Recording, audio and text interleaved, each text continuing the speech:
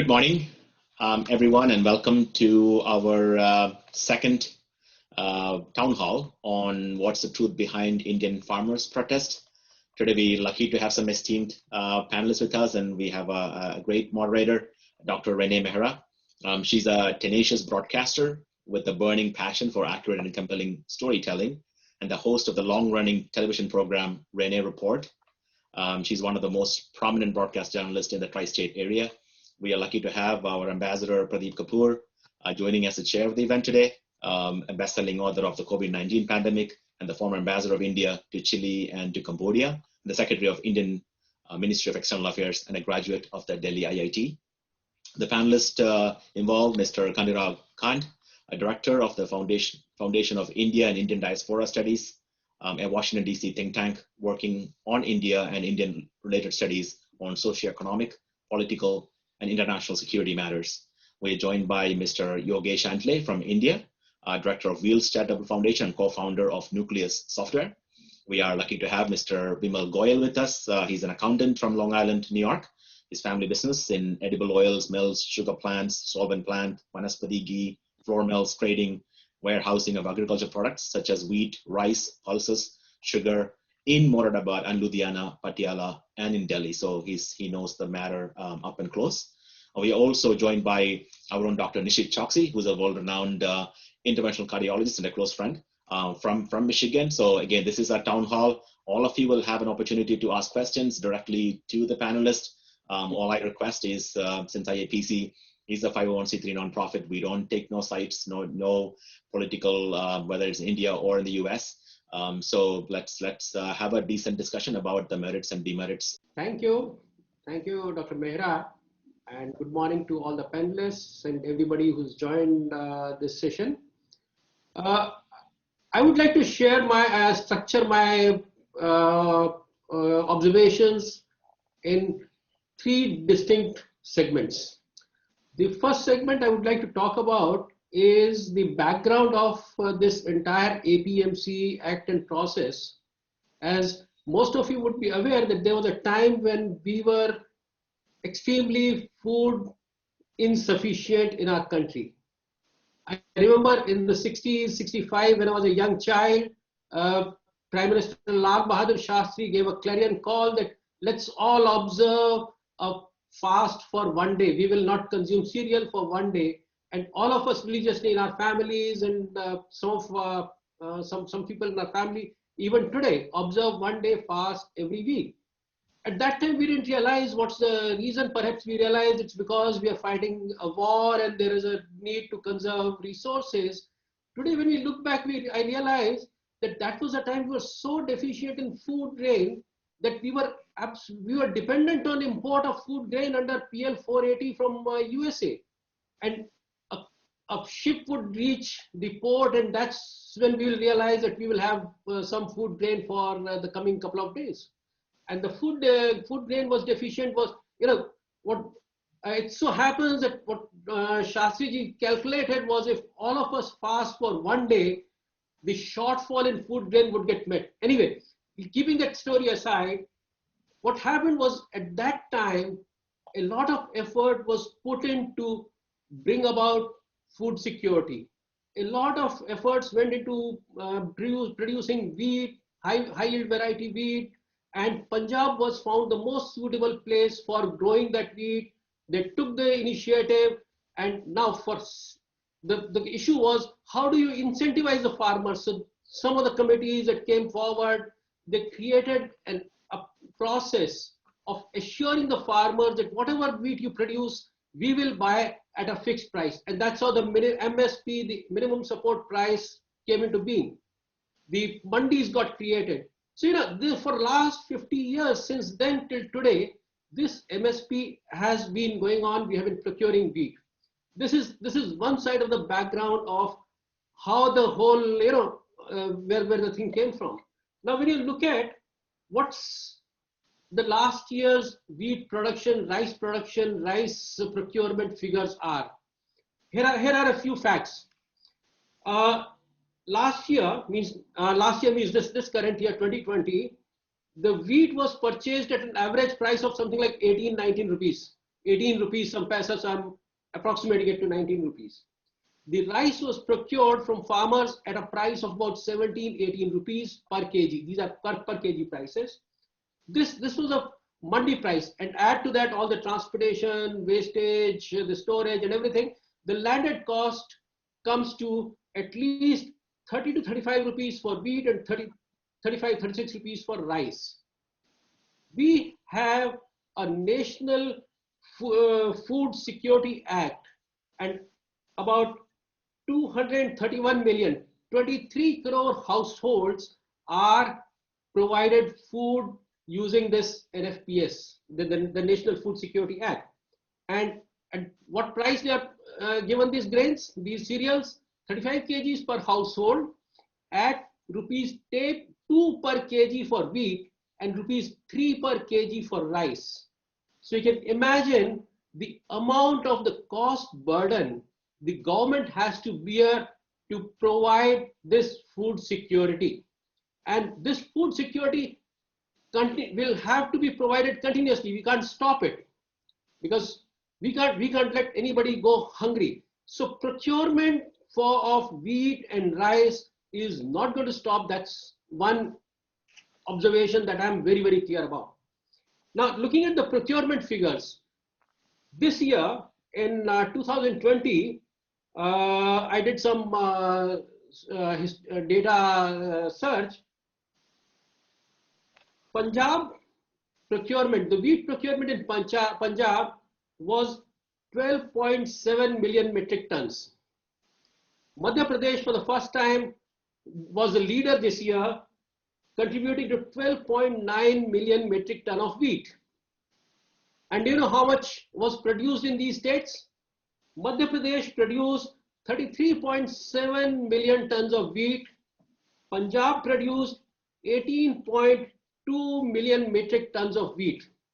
So, you know, the amount of wheat that is procured by the government is in Punjab is almost 70% of the total production. So Punjab farmers are absolutely, you know, they are bound, they are into this wheat production, and they have a huge stake in the APMC and the MSPs to continue. Now, that's one side. Let's look at the emotional side. Why are farmers, you know, if this is a situation, government has to buy wheat, why are farmers, you know, feeling so upset or unhappy about it? Lots of misgivings, but at the same time, there are experiences. The experiences are where the APMC was dismantled, for instance, in Bihar. Somehow, the benefits of the dismantling of APMC did not reach Bihar farmers, and Bihar farmers in the farm labor goes to Punjab to support the agriculture operations there. Now, you can imagine the kind of sentiments that it would create, that if APMC gets dismantled, for instance, then the farmers are absolutely at large. And that's the impression, that's a experience some farmers, I mean, a lot of farmers in Bihar got, because in Bihar, though they produce a lot of paddy, there's very little paddy procurement. The largest paddy procurement takes place in Punjab, in Telangana, Andhra Pradesh, in these regions. And again, when you look at the rice figures, again, significantly large amount of rice is procured in Punjab. Now, what do farmers say? If you look at some of the stories that come out from the farming families, a lady farmer says that I produce wheat, I produce vegetables. Now, wheat is the only commodity which I am sure of it will go at a certain price, which will be picked up in the APMC, which will be picked up by the government. At, I know there is a minimum support price, of course, leave aside all the corruption and leakages, you're not bothered about it, but at least I'm assured of some return. In vegetables, what happens is, if I take my vegetable to the mandi, someday I may get a 1 rupee per kg for my cauliflowers. Someday I may get, I'm lucky if I'll get 2 or 3 rupees a kg for my cauliflowers. In India, the farmers get the least value for their vegetable, their horticulture produce, as compared to the consumer price. In milk, just to give you an example, in milk, the GCMMF, the Amul, the famous Gujarat dairies, GCMMF data shows that 80% of the consumer price gets transferred to the dairy producer, the farmer. In horticulture, in vegetables, something that's bought from the farmer for 1 rupee or 2 rupees gets retailed in Delhi and other places at 40 rupees. So, you can imagine the kind of difference. And the farmer in Punjab, that lady says, I don't feel satisfied with producing vegetable because, growing vegetables is a loss-making proposition for me. What am I dependent on? Wheat. I'm dependent on rice. And that is why all this, to my mind, a lot of emotions, a lot of attachment, a lot of that 50 years of the way we are working, and in sudden a surgical mechanism, it gets changed. Or, I'm not saying that it's changed, but the perception is that it has changed, causes a lot of unrest. And that, to my mind, is the background of this entire issue. I'll come back with some more data. I would like to hear from other panelists also. And thank you. Thank you for giving me this opportunity right now. Mr. Khan, and then Dr. Shosni, I would like to hear your comments. Thank you, Dr. Rene. Thanks, Ambassador Pradeep, for opening.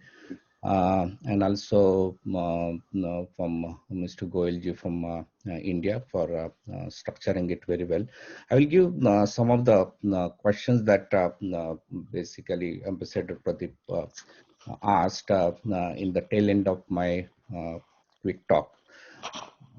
So I think as both Pradeepji and Goyalji called about is the history of this one. The existing farm bill was introduced almost like a pre-British colonial area to get the kind of cotton procured from the farmers from India.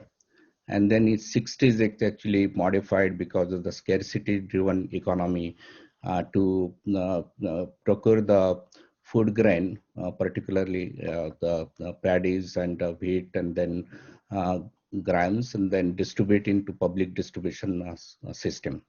And that was in the 60s, and almost like now 50, 60 years gone.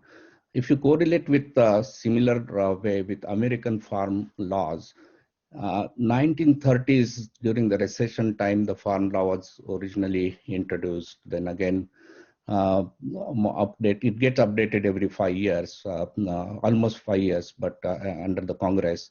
60s were with the major modifications, and then again, last decade, and I think 2008 was tried, and it was not passed, and 2013 it was actually updated. So when the situation change, the changes are needed. And India's farm bill and the system has not changed for a longer time. When the India itself is actually transitioning from when it liberated, it was a kind of exploited nation, was a poor nation. It transitioned to developing nation, and now it is transitioned towards the developed nation. India has now become one of the largest medium class, and the consumer, the whole world wants to basically enter into that. India also producing and exporting. It used to be importing the most of the food items, a lot of essential one, and now started exporting one. So situation had changed. Even the farmers, if you look at it with the e-commerce and everything, it has entered almost all part of the India. Everywhere you go, you have the digital economy is evolving. So there has to be some changes. Just like FDI was introduced, or liberalization in 1980s, and that actually was a kind of foundation for transformation that Narsimha Rao government has introduced, transformation from India. Similar to that, the transformations in other segments were needed. And if you look back, this is planning commission, the 5th planning commission and the 6th planning commission, which ended recommendation around 2013, actually was the last planning commission before the current Niti Aayog. In both the planning commissions, they actually asked for updating APMC, highlighting the issues related to APMCs and mandis and becoming monopolies and actually in the hands of the few stakeholders and benefit not getting to the people. And this was called in both of the planning commissions. And in fact, most of the agriculture leaders and political parties have been championing about that. Congress Manifesto in 2019 covered it. And one of the largest union, Kisan Union, the Bharatiya Kisan Union, in April 2019 had published a farmers manifesto. And this farmers manifesto had specifically called for repealing the APMC, opening the market, introducing the contract for farming, and actually it went very further. It actually called for future trading for the agriculture goods, which is not there, but you can look at it. Similarly, even India's ex-agriculture minister, who is currently making a lot of noise, he's from my state and my district from Pune, Sharad Pawar. He also earlier had actually called for the opening the market, the farmers market, giving the access beyond it, because see in the agriculture industry, it is not actually developed as an industry in India, like a cold storage chain for cold chain itself or the storage facility.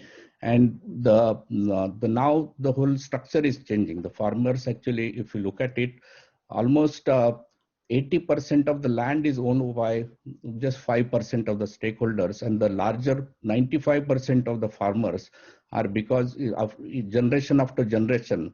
I'm actually coming from the farmer's background, and if you look at it, my like the grandfather had 4 children, and now that each of those children had 2 children, so the properties get divided that way.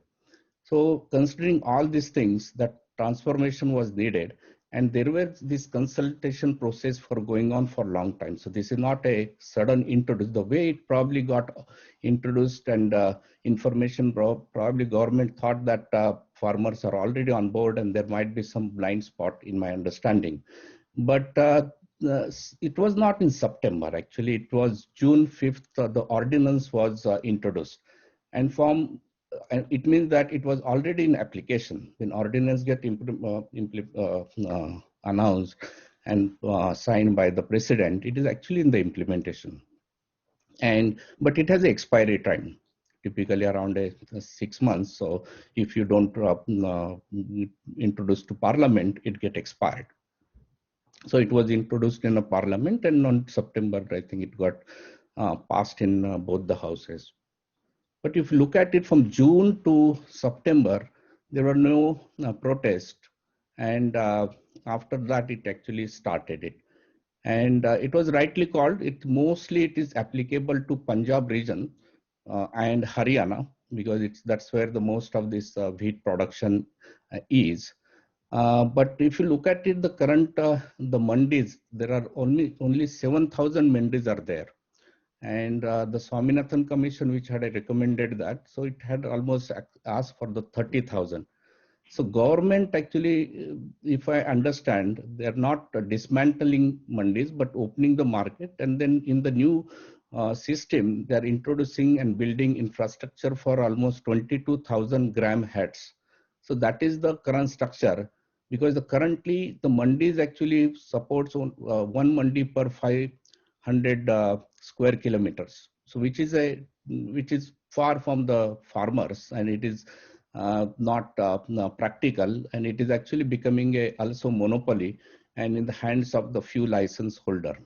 Now there were some concerns which could have anticipated and could have clarified in advance. because of the educational background, because of the non-organized section of the farmers being poor. What would happen when the contract farming introduced, whether the large companies will come and take over. So those are the things should have actually clarified well in advance, that hey, we are not dismantling, getting out of the MSP. We are not actually dismantling APMC mandis, but we are introducing the additional ones. You will have the choice. You decide. These contracts are actually the industries cannot cancel the contracts, but the farmers can. Industry cannot take over the land. So these are the few things, because farmers are worried about the land, that whether they will lose the land, whether they will get exploited, what will happen if something goes wrong in a contract. So those are the things which subsequently information is coming out, but it would have been a proactive engagement when it got introduced to eliminate the fears in the minds of the poor farmers. That would have been a good thing. But it didn't happen. But at the same time, if you look at it, because the impact and the benefit point of view, the impact is majority in the certain segment of India, but the benefit is much more wider. So that's why we see imbalance in the protest. The protest is particularly in the one region, Punjab, Haryana, and since it's closer to the capital, it basically leading into the blockage and also international media. It is definitely a sensitive matter and it needs to be handled. However, I see that the government is like engaging trying to engage the farmers. Government stands are clear that express your concerns and we'll address them. And they have specifically come forward with the steps. However, on the other side, I'm seeing that the demands are evolving and the participants are trying to, many people, many organizations or the political parties or other folks are trying to get injected into that and complicate the matter. So like even today's, I think the demand has increased to 13 when actually it was, most of them are not related to farm bills at all. So with these, it becomes much more difficult. I hope that the situation actually get resolved. But the protest, when we say that if you look at that, if the protest is focused only on the farm bills, I think the original issues have been mitigated and should have get resolved, and then the protesters could have gone back to the farms. And but at the same time, I've been seeing that the increasing the gap, and that is what the concern is.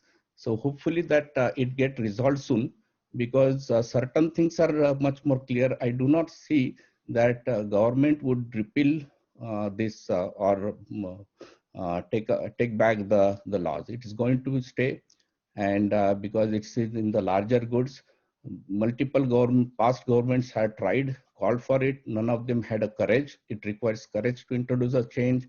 Whenever changes happen, there are always going to be issues. There are always going to be concerns. The introduction of the change, I think that is something that this government need to work better, whether it is a this issue or the it comes to the 370 or even the CAA. So because it's a lot of these things are broader good for, I think, India, but if they are not properly introduced and the narratives are not properly set, then as one of the speakers said, that it looks like the surgical strike, and then it has a very adverse reaction. So I hope that both the sides come closer and look at for the larger picture. I think government, particularly Narendra Modi, when he was the chief minister of Gujarat, worked very hard for vibrant Gujarat and introduced a lot of reforms in the farmers. Farmers from Gujarat are empowered and they got enriched, benefited with that.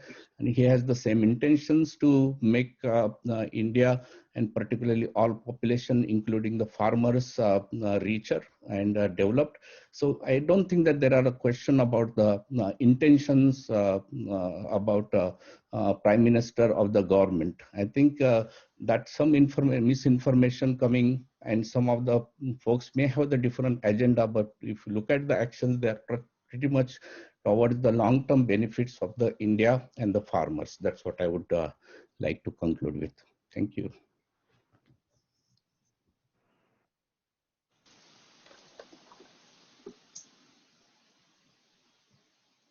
Dr. Reni, back to you. Joe? Lost Renee for a second. I think it's the turn for Dr. Choksi. Your chance. Turn. I'll be brief. I agree with a lot of things that Mr. Khanderao-ji has said. But I think one of the things that is missing in the picture is who's actually agitating. Are these the real poor farmers, or are these the middlemen who are agitating? I think if we look at the people who are sitting out there in their big Mercedes and things like that, and so this particular bill is going to affect them most negatively than the poor. Money was used for some good development. That's a whole different story. But what has happened in Punjab? Has anything good happened over the past 15, 20 years other than drugs, which majority of the young kids are now into that? I mean, they have to come to grips with changing India. We cannot keep on giving freebies to these people, and it's time that government actually slowly exits from buying all these produce and let it go into the private sector. Now, yes, obviously, when things go to private sector, there's always a question of the poor farmers getting taken advantage of. But if we look at the three laws closely, there is provision for that, and the district magistrate within 1 month has to resolve the issue. So there's that. The other question that these farmers had, or the so-called farmers, the middlemen farmers had, is they'll be hoarding. Well, the government has provision for that too. That if there's famine, if there's this, the price goes up. So if you look at the perishables, if the price of perishables goes up by 50%, then government will intervene for the prices, so they can't hoard. The non-perishable, I think, is 100% increase, then they will make some changes, and so they have enough leeway, enough bite in the rule, so that the hoarding is minimized. What these things will do is provide with better storage, better transport, better roads, and hence at the end of the day, better money for the farmers. Now, if you look at contract farming, these companies that do contract out with the farmers, they actually put in a lot of money to improve their production, including new technologies, new fertilizers, etc. But yes, big corporates can take advantage, but then there are rules and regulations put in by the government by this current dispensation. And most interestingly, Badal himself in 2016 and Mr. Kejriwal in 2017, I believe, or vice versa, they had the exact same things in their manifesto. So what are they crying about now? So I think there's a whole bunch of bogus demonstration, agitation, where it's going to affect the pockets of the very rich people, and the farmers will be where they are 70, 60 years ago. So that's my take on this whole thing. There's a whole bunch of crooked people taking advantage. The wrong thing that the government has done, as Khanderao-ji has mentioned, they've been very poor in discussing, in presenting whatever rules they've brought forward, whether CA, whatever it is, including these 3 farm laws. They've done a very poor job of PR. I think they need to have some dedicated person who can speak eloquently, engage the farmers, engage whoever else, take them into confidence, and bring to the community in general why we are doing all these things. If I talk to my friends in India, they have zero knowledge about these farm bills, zero. They're educated people, they're physicians, but they have no knowledge because nobody has really come out and explained exactly what these things mean. What is MSP? What is APMC? So I think they've done a poor job. There's no question about that. But having said that, I think the laws are what they should be for a new India. None of these laws are new. If you look at the Swaminathan Commission and the Shantakumar Commission, they've been there in 2006. So there's nothing new about this. In 2003, there's the Model Act. which says exactly the same thing, which was done by the UPA Congress government. So there's nothing new in this that these people need to be agitating about. So I'll end at that, but I think there's a lot of crooked people who have vested interests and not the interests of the real farmers, the poor farmers. My background being an economist, factory owner, I have a different perspective of this bill and also some background information about this bill and the farmers and factory owners as a whole. I have hands-on experience with running the factories and dealing with the farmers in India. Now, this is the most comprehensive farmers bill I've ever seen. And I think this is probably the most comprehensive farmers bill anyone has seen in India. And I was so happy to see what's included in it. It has every aspect of farming, every aspect what farmers has to deal with every day. And not only that, what has happened to agriculture in India, totally devastated by development of non-agricultural industry, that agriculture has been left behind all these years. Now look at Green Revolution that Indira Gandhi started and Lal Bahadur Shastri started, and then before that Nehru. But the biggest Green Revolution that was started by Indira Gandhi and the Congress Party has given so much abundance of wheat and rice to India. I'm a pro-BJP, but my comments here are not political. They are strictly economic standpoint and favoring the industry owners, factory owners, and the farmers. If we go back and look at the background, when we used to buy raw material, peanuts, alsi, tilli tail, all of these things that we used to produce in Moradabad and Ludhiana. My grandfather, who immigrated from Lahore, and he started this in 1960s. And I basically inherited it. My father did, and then I did. We used to go directly to the farmland. We established a factory, my grandfather did, in Moradabad, because he used to travel to Moradabad to buy peanuts and bring it to Ludhiana to produce edible oil. So he suggested to my father, why don't we do this? Set up a factory in Moradabad, where the farmland is, where all the peanuts are. And that's where you go to get all the peanuts, because when you have a factory, you have to one of the two. Either you go to the material or you go to where if you sell the finished goods. Otherwise, your transportation is so high. So going back to the question that Dr. Mehra had, this was not a speedy issuance of a bill. It has been going on, just like all of the panelists mentioned before me. It's been going on for years and years and years. So such a long history it has. The time has come to do something about it. And how quickly they came out with this comprehensive bill to help our factory owners, our farmers, is amazing. And we should embrace this.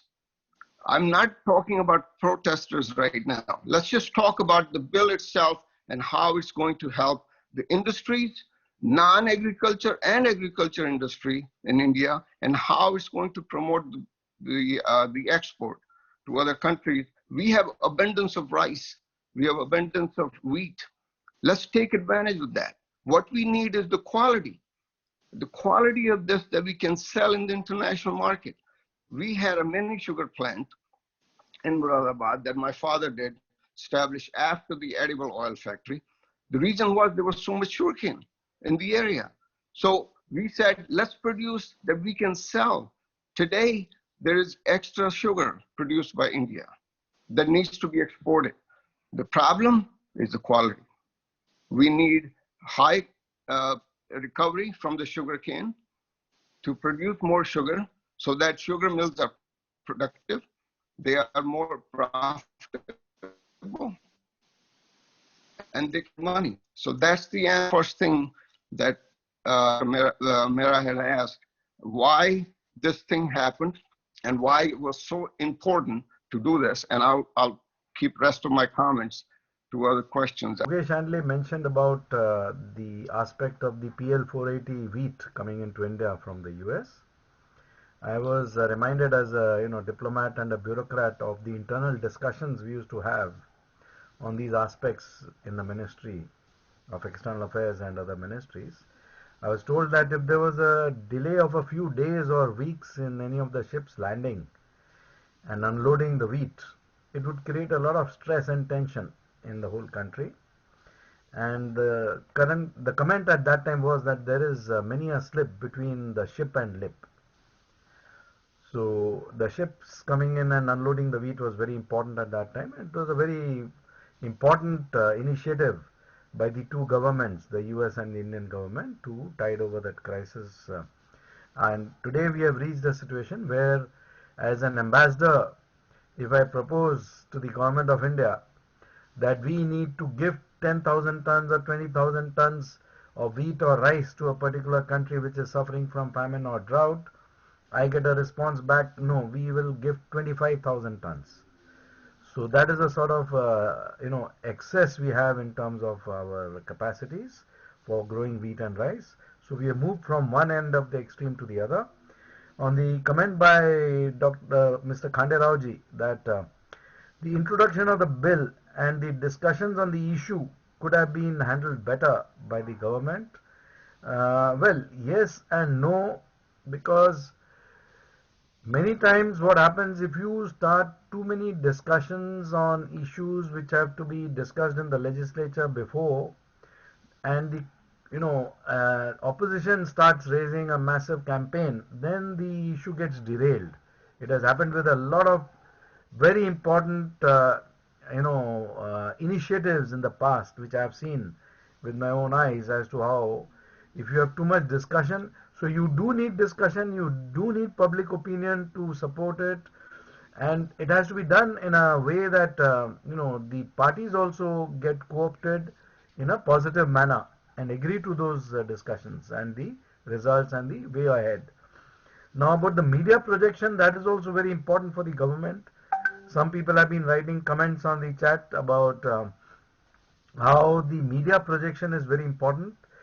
So I want to ask people like Dr. Joseph Chalil and all the members of the Indo-American Press Club, as to what they can do to impact the discussion and the narrative, but not in the vernacular media only, in all the media, in the national media and the regional media and the vernacular media, but most importantly in the mainstream Western media also, because a lot of opinion gets impacted through the Western media. So whether they can put together a proposal for the government of India to be considered, where the views can be discussed in a transparent manner and the viewpoints can be projected to the global narrative. So that is a question. Now, what one of the participants has asked is that Prime Minister Modi, in his recent virtual address, the Madhya Pradesh farmers, said that the government has increased the MSP from what it was before 2014. However, the protesting farmers are not agreeing to the government's MSP claim. What do you have to say about this? So I don't know whether any of our panelists have done that sort of research exactly to respond to this, but I'll just, yes, Yogesh is raising his hand, I'm glad.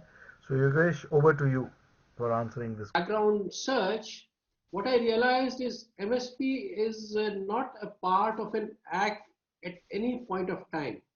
It's always been a part of an executive order taking into consideration various factors for determining MSP. I also came to know that there's a issue of how should the MSP be determined, and there's a big debate. There's several views on that. If I remember it correctly, the MSP was computed on several factors. There are several ways of computing MSP.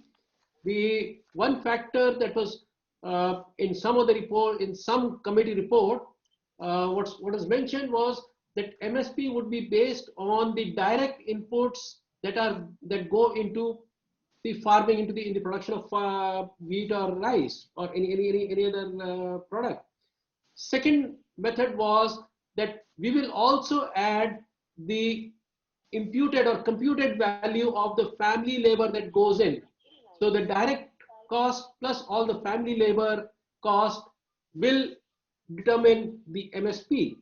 And the third formula that was suggested at some point of time was that these plus the cost of the rental of the land, because the land has also been utilized, the capital has been utilized.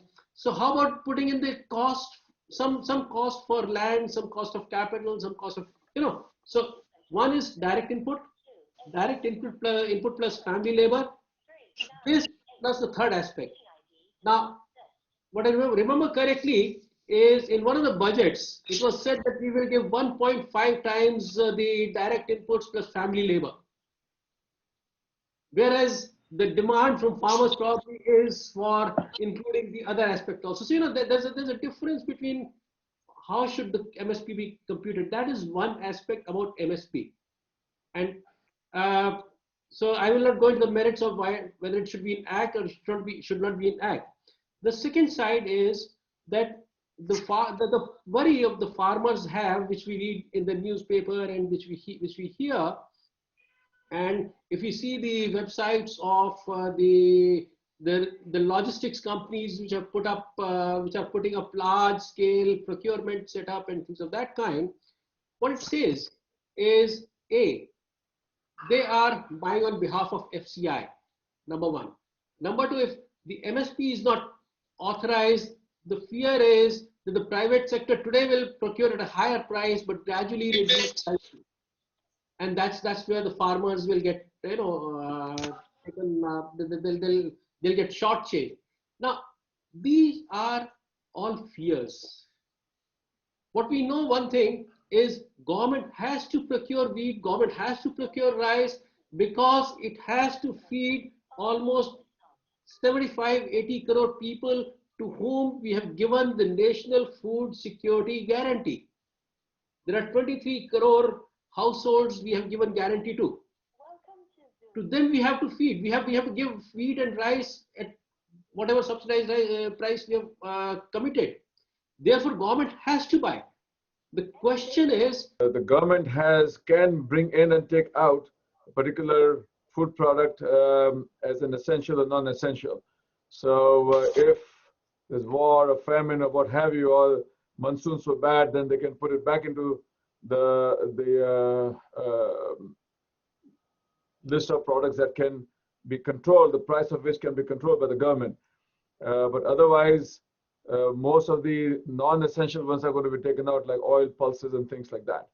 So I think the chance of hoarding is, in fact, this law particularly mentions that, or this law particularly addresses the question of hoarding.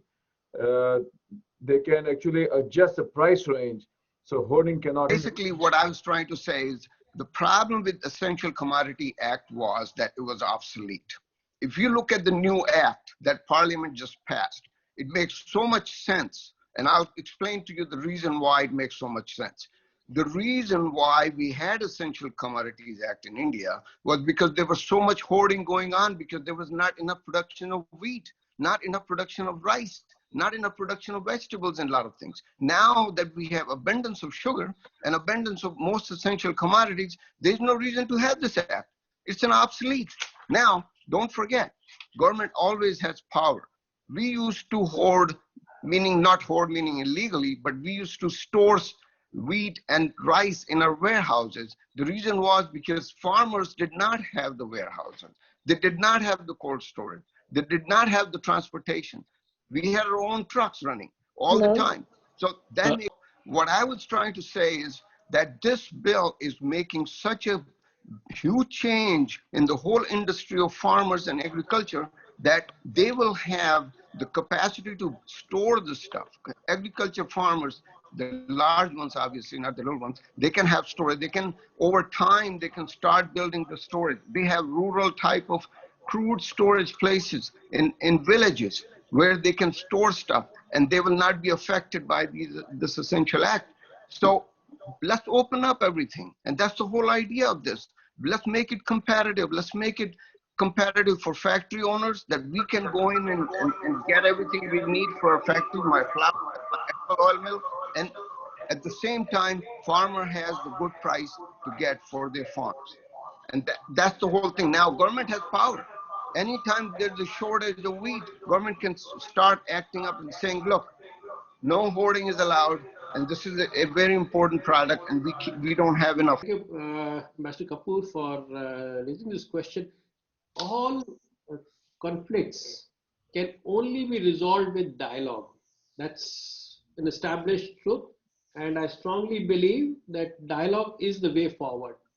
But there's certain we have someone has to approach on to both the sides, and I think last week when the very retired senior IS officer, he had made some very pertinent observations about how the whole situation can be diffused, and I think that was a very good suggestion to take this dialogue further, and the dialogue is the only way to resolve it.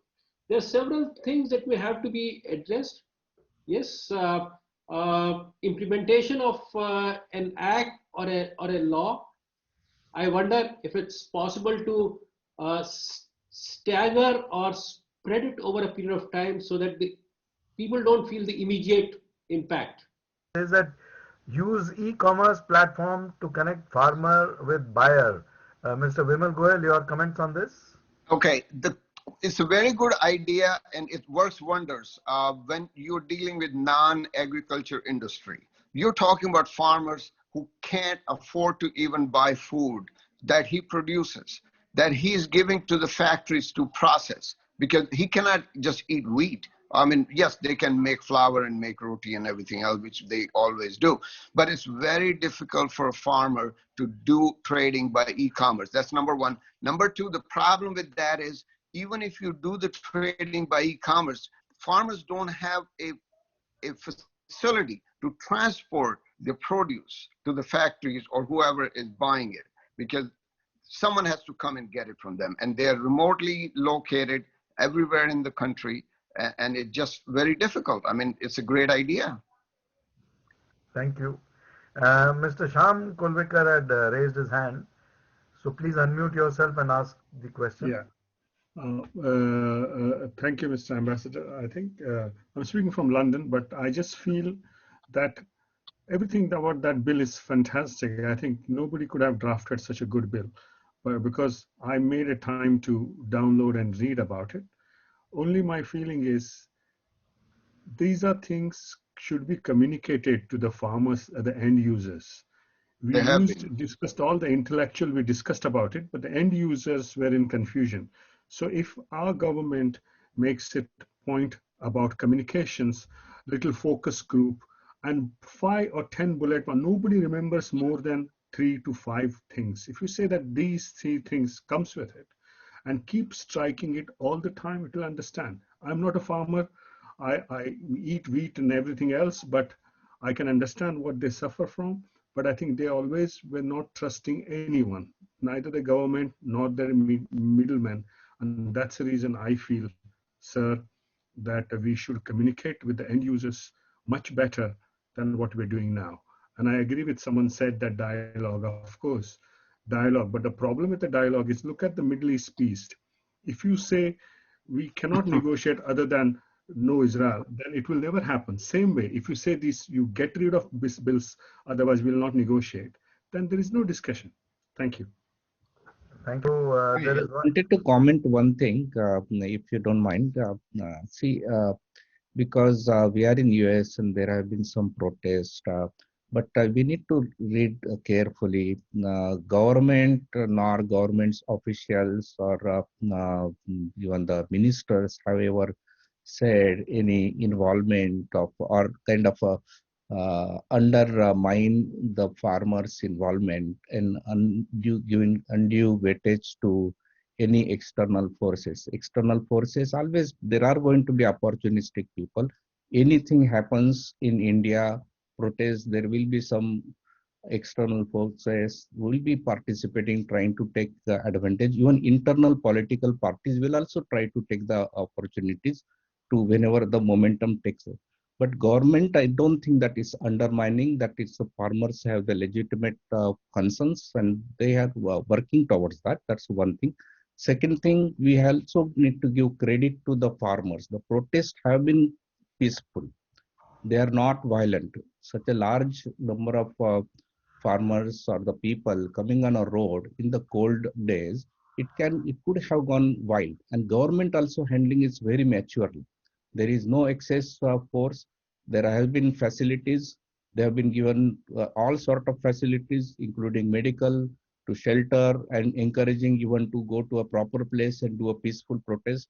So in both way, there are some mature this one. So I think we should not label neither the protest or a handling. And as I think everybody called, dialogue is the way, and it will go. But at the same time, the gap is unfortunately a bit widening. That is little bit alarming to me, because when it started, it was focused only on the farms bill, and those are the concerns. I think government has, through the communication to the meetings, have mitigated them, and written communication also assured on all of them. So Thank you. there are some new demands coming, that is concerning. Thank you. Thank you. Thank you very much. And one of the is that after COVID, the purchasing power for industrial products will come down. So the corporate companies want to enter into the agricultural sector. That is Okay. Yes. Is that a correct assessment? Yes. Okay.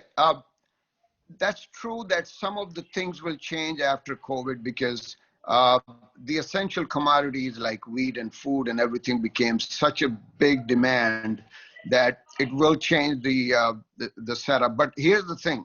See, forget about the minor changes that happened due to COVID or whatever the crisis was. The core of this whole bill and the core of this our country is that we need to make changes to the agriculture. It's not going to impact the demand or for the industry to change, because once the COVID is over, everything will be back to normal. Still, you will have Pepsi and Nestle and Britannia and every other company asking for wheat or milk or everything else. So we will be back to where we were, and I don't see it's going to do any negative impact. It will be very positive.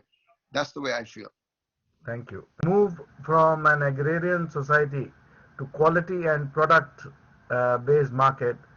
Huge amounts of food which are procured are often poor quality and rot. So your comments on that, Mr. Yogesh? Sure. Thank you, Pradeep. That's a very pertinent question. But what we have to keep in mind is that this is a social change.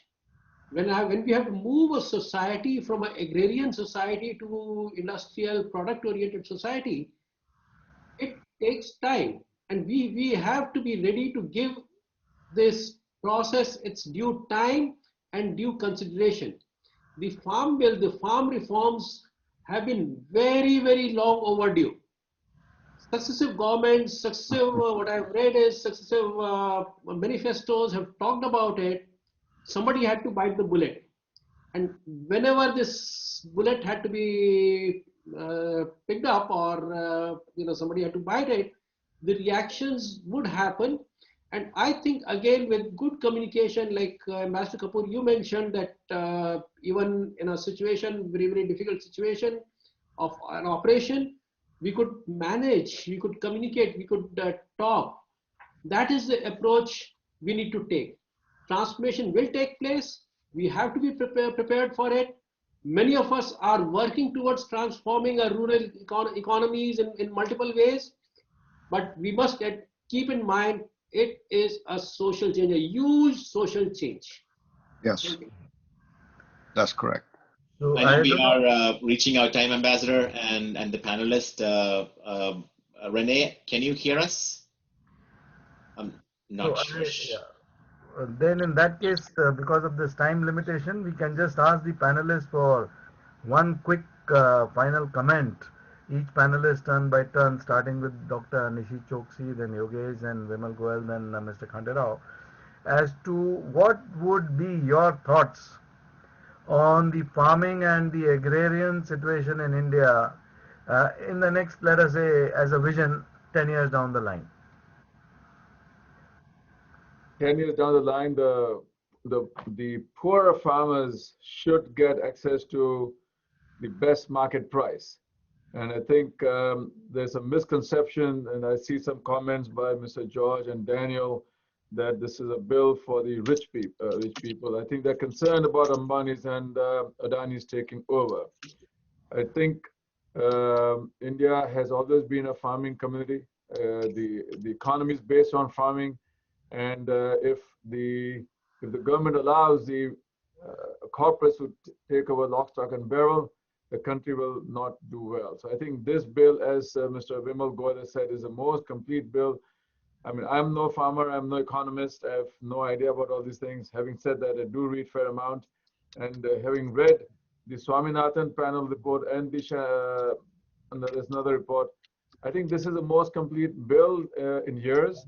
Sure, there'll be further iterations to this bill, which we have to as time goes by, but I think my view is that the poor farmer needs to come out of the shell, the cocoon, the poor living conditions, and be able to provide good education and money to his family and the generations to follow.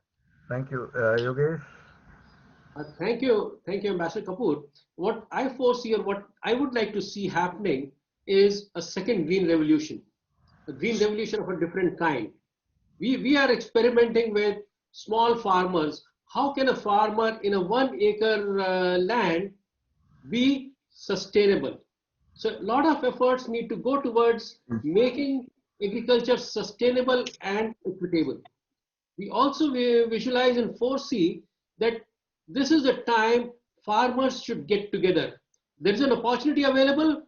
Let's create FPOs, the farmer producer organizations, which have started taking shape in the country. There are plenty of good examples, and we need to learn good practices of FPOs from each other and build a very robust, sustainable, equitable second green revolution. Thank you very much. Thank you. Vimal Goelji? Okay, so going back to my comments, when the bill was passed in 1991, what government did was they created mandis, these APMC. The mandis were created, and it basically said, as a factory owner or a farmer, you have to go to the mandi and buy it from there and sell it there. So we were basically left out completely from the mandis as factory owners because there were state had levied all kinds of taxes and everything else. It became so expensive, and we backed out of there. Now farmers were not allowed to go out and sell in the open market, and that made it so difficult. Now guess what? It became a black market. Farmers had to go out, find a dalal or arati to sell their produce because they couldn't sell directly to us, and we still got our raw material from them. It came from the black market, and poor farmer got all crushed. So what this is a disruption. We need agriculture disruption, agriculture revolution in India. That's what we need, and that's what this is all about. Now, about the protest and the government action, my suggestion is that government needs to back down and come down and bring down some of the provisions that farmers are protesting are very hard on them. And try to make a compromise, but don't remove the bill. Keep everything as is. Thank you. Mr. Khandera Khan. Thank you, first of all, everybody, and also Indo-American Press Club for organizing this and giving us opportunity. Pradeep ji asked a very important question. How do we look forward, right? Because this is definitely a done deal. This is required. It was agreed. There could be some kind of happy people, and their concern is to be addressed, and it will be addressed. Important thing is that how do we take it forward from this foundation? So definitely this is the one thing, but as actually we mentioned Sharad Pawar's name in the wrong context means, but also had to give the credit. Actually, Western Maharashtra is one of the strongest into the farmers because of the cooperative movement. And this opening actually is not barring that people to be innovative. It is not about just, if you look at the farm bill, it is not about only industries can or the big corporations can enter into that. Farmers can form cooperative societies and industries, and they themselves can actually take over that responsibility, because what is needed is that the money needs to be flowing into the farming. There is a cold chain needs to be built, the whole infrastructure needs to be built. Now farmers cannot just use the bullock carts and everything to be farming, so then the whole tractors etc., and they are so small they cannot afford. There are some the lending is there, leasing is there, those type of things needs to be taking forward. The river linking project, the rural infrastructure projects, taking the roads and electricities to the last village in the India. So there are a lot of things. Currently subsidies are only for, based on the electricity and the fertilizers, but the infrastructure development is the key thing.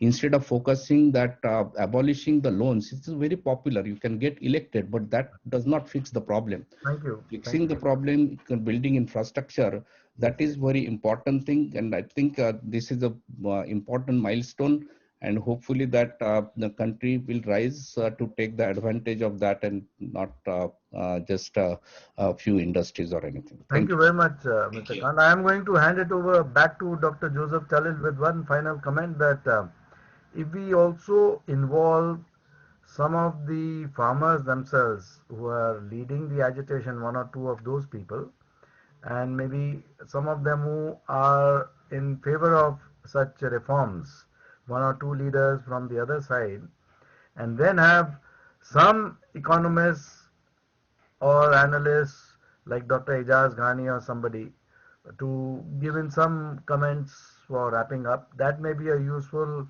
initiative also for the IAPC and for seeing the way ahead. Thank you very much. Back to you, Dr. Joseph Chalil, unless Dr. Rene Mehra's mic is working and she wants to say something. Thank you, Ambassador. And again, just thank you all for coming in. Before I invite Ajay Ghosh, one of our director of IAPC and the founder director of IAPC, to say thanks officially to you all, I just want to say that IAPC is a non-profit 501c3 charity, and the views expressed by the panelists are of themselves and not of IAPC. Let me invite Mr. Ajay Ghosh to give thanks to all. Thank you, Dr. Jalil. It was a very important topic, very current and timely. 90 minutes is too little to discuss such a huge issue that is impacting nearly 2/3 of Indian population. That is nearly 1 billion people who are impacted by this bill.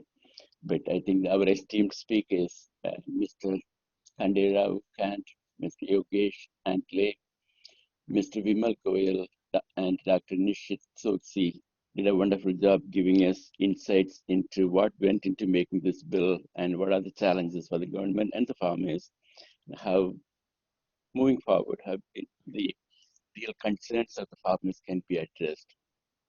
Thank you for your being present here today at a very short notice, and within a week or so we put together this panel, and you have been very gracious in coming and participating, sharing your wonderful thoughts with us panelists, other panelists, and also the members of IAPC and the larger audience who have been watching from around the world. I want to thank IAPC for organizing this very important meeting today. And one thought finally I have is, India is a democracy, and any bill that we bring into the parliament and is passed, it has a process, as some of you already mentioned too. But then in this particular bill, I thought the government has rushed through the whole process, bypassing many. We as the media personally have a very big role in making the truth known to the people. And I urge all our members and others to give due justice to the bill, sharing the perspectives of the farmers and the government and all of us. Thank you and have a day. And without thanking our chairman, Ambassador, who's chairing this event, Ambassador Kapoor, and our own, the best, Dr. Renee Mehra. I know we had some technical difficulties, but without you, this wouldn't have been happened. So thank you so much from our bottom of our heart, and on behalf of IAPC. I mean, we don't consider you as a guest ambassador, Kapoor, anymore. You are honorary member of IAPC. We'll look forward to our next event. We need to have a more balanced view on these events, and we will bring in both sides to the event again. I know we have a lot of people dialing in from Delhi and all over, and from London and all over the world. And thank you all for watching us live on Facebook and other channels. So thank you again. Until next time, have a very happy New Year.